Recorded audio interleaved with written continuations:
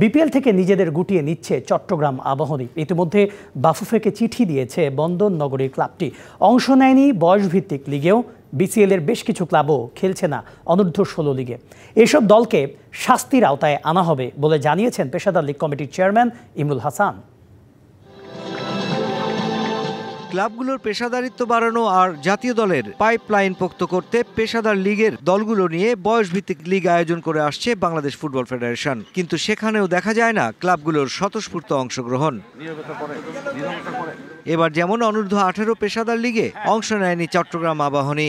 আর্থিক সংকটের কথা জানিয়ে বাফুফেকে চিঠি দিয়েছে ক্লাবটি। খেলতে চায় না আগামী মৌসুমের পেশাদার লিগেও। এছাড়া বিসিএল এর ক্লাবগুলো নিয়ে অনুষ্ঠিত হতে যাওয়া অনূর্ধ্ব-16 লিগে অংশ নিচ্ছে না ফরাশগঞ্জ ও নওফেল স্পোর্টিং ক্লাব। পেশাদার লীগ কমিটির চেয়ারম্যান ইমরুল হাসান বলছেন, লিগে অংশ না নেওয়া ক্লাবগুলোর বিষয়ে সিদ্ধান্ত নেবে বাফুফের শৃঙ্খলা কমিটি। ডিসিপ্লিনারি কমিটি যে আমাদের যে প্রভিশন আছে, যে শাস্তিমূলক ব্যবস্থা নেয়, আমরা সেই শাস্তির ব্যাপারে কঠোর অবস্থানে থাকবো। অনূর্ধ্ব-16 ক্ষেত্রে সে একই অবস্থা। ডিসিপ্লিনারি কমিটি যে ব্যবস্থা নেবে, লীগ কমিটি তাদের পূর্ণ সমর্থন দেবে। বিশ্বমানের থার্মিক্স রড, সালাম স্টিল থার্মিক্স, দেশের একমাত্র থার্মিক্স রড। দল কমে গেলেও বয়সভিত্তিক লীগের মাধ্যমে নতুন প্রতিভার আশায় আছেন বাফুফের সহ সভাপতি ইমরুল হাসান।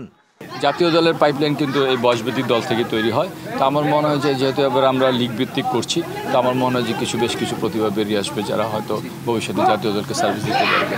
বয়সভিত্তিক লিগে অংশ না নিলে বিধান আছে মোটা অঙ্কের অর্থ জরিমানার। তবে জরিমানার তোয়াক্কা না করে অর্থ সংকটকেই সামনে আনছে ক্লাবগুলো।